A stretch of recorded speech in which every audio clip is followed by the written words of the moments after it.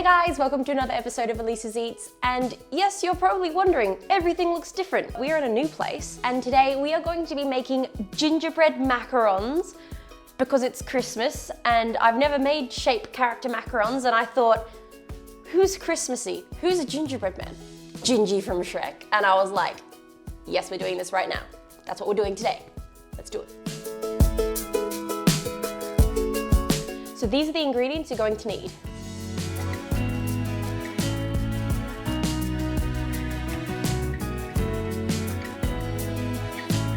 Now, don't be disheartened by macarons. They are a very tricky cookie, but that's why I think looking and watching a video of how they're made is really important. Now, the texture is really important, which I'll show you later, but I've also got my room temperature at about 23 to 24 degrees Celsius, because it's quite hot with Christmas at the moment. If it's too hot, the cookies will spread and not rise properly. So make sure you have the temperature of the room correct. So first we're going to make our gingerbread filling, and we're going to put our thickened cream into a little pot with our spices and let them simmer for about 10 minutes. It's gonna smell so good. Now, I typically make the filling for the macarons the day before, just to make sure they're nice and chilled and to save some time.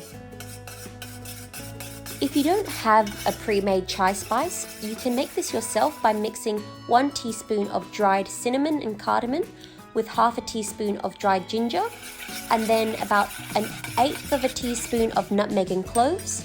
Mix it all together and then measure from that.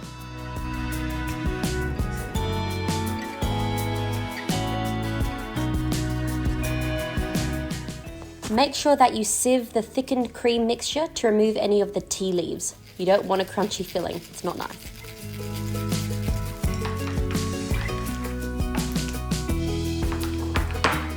Then add the vanilla bean paste and stir. As you can see, our ganache is all nice and together. We're gonna wrap it in cling film and put it in the fridge to cool down. And then we're gonna make our meringue. So to make our meringue, what we're going to do is make a sugar syrup first. We're gonna take our caster sugar and water, put it in a little pot onto a medium-high heat, and with a candy thermometer, we're going to get it to 117.5 degrees Celsius, which is something in Fahrenheit. When adding your water to the pot with the sugar, make sure to add it, drizzling it down the side of the pot around the sugar. We don't want any of the sugar to go onto the side and burn when we cook it.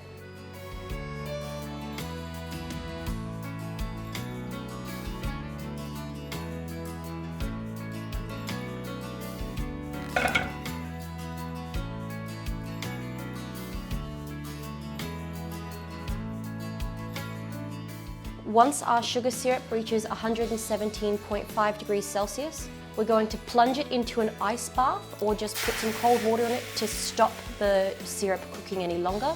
We want it at this temperature and this temperature only. While the sugar syrup is cooling, we're going to place the 80 grams of old egg whites cracked 3 to 5 days before in a dry, clean metal mixing bowl with a whisking attachment on a medium-high speed.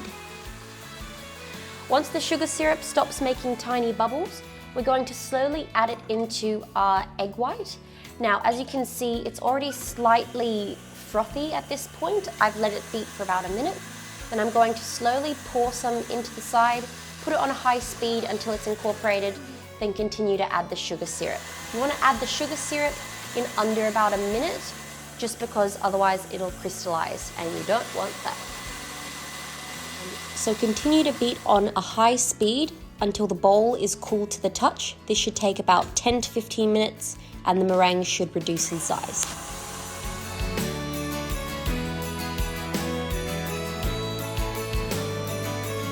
Okay, now that we've got our meringue done, we're going to whisk together our almond meal and icing sugar.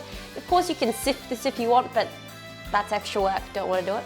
Then we're going to add our 70 grams of fresh egg whites into this one and mix it together until we get a certain consistency, like an almond paste or marzipan paste, if you will. Now, it's important that you've pre-sifted these. As you can see from what my leftover sifter has in it, it's got all the big chunky bits of almond. This will make your macarons look lumpy, so make sure to do this. Now, I'm using a little half moon shaped paddle. to scrape around my bowl to get this paste consistency that you can see here. Then I'm going to add about 1/3 of my meringue to this, just to loosen it up. Now don't add all of your meringue because this will get rid of the air, because you have to work it quite hard initially until it loosens up. Then we add the rest of the meringue.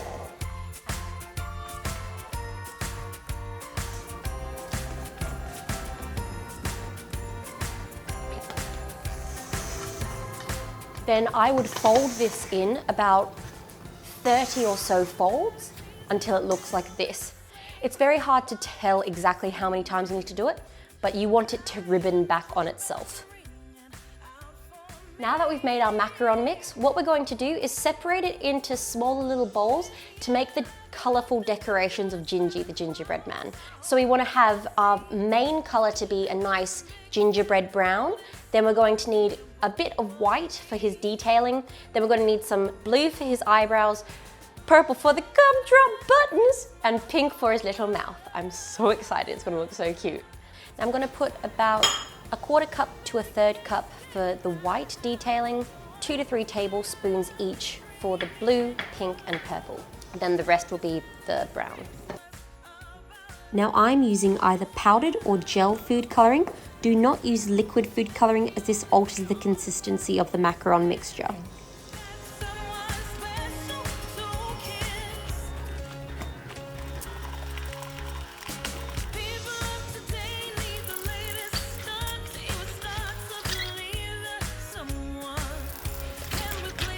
Once you've made all the colours to your liking, we're going to put them into little plastic Ziploc bags or piping bags. I typically like to put them into a little glass or a mug, just so it's easier to fill them like this, as you can see.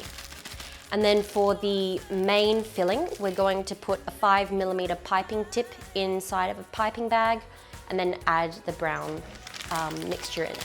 Only do this in about 3 batches, don't put it all in once, because your warm hands will actually change the texture of the mixture. If you want to find these little templates, I actually made this myself. I just Google imaged gingerbread cookie cutter and copied and pasted it 3 times across a Word document and printed it out myself. So that's how I did that. I'll put the link of the picture that I used below if you want to copy it, or you can also buy one, but this is cheaper. I'm piping the arms from the outside into the body, and I'm going to do the legs and the head as well. Then I take a little wooden skewer and I just poke around, making sure it fits the mold pretty much exactly. It's going to spread a little bit, that's inevitable, but that's fine. Now I'm doing 2 rows only at the moment, as you can see, because I want to decorate them all roughly at the same time. And then I'm going to fill in the other 2 lines for the backs of the macarons. Also, it just gives me enough room between so I can move with my hand to decorate.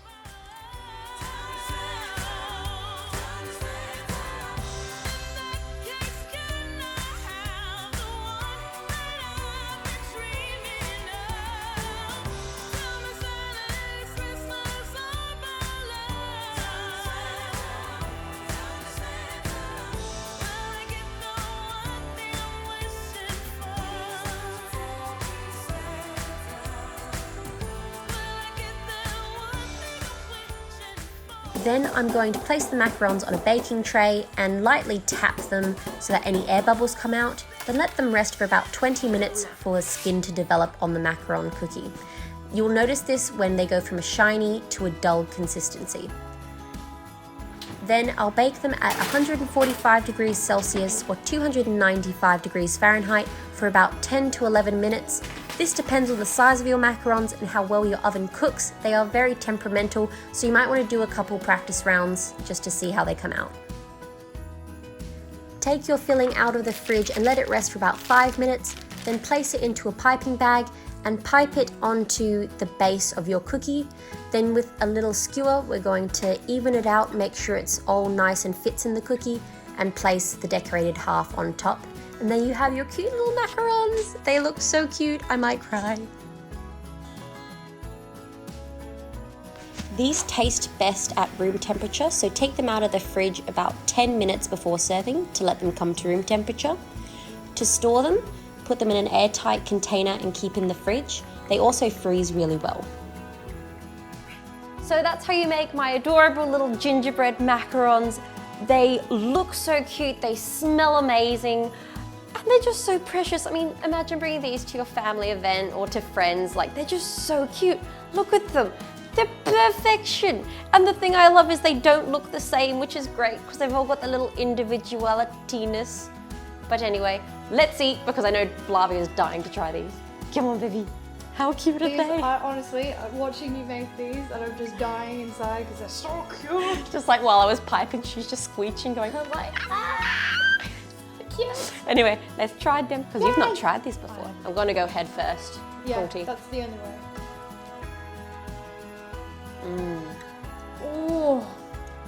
Oh my god. It's like literally Christmas smacks you in the face. Yeah. Oh my god, that's so good. Beautiful gingerbread flavour. Oh. Make these for Christmas, you will not regret them. Oh my god. Farah, I don't even know what to say. They're actually so good. They are amazing. I could easily eat all of those. I know, right? And there's more in the fridge. This is just a small amount. Yeah. Merry Christmas. Merry Christmas.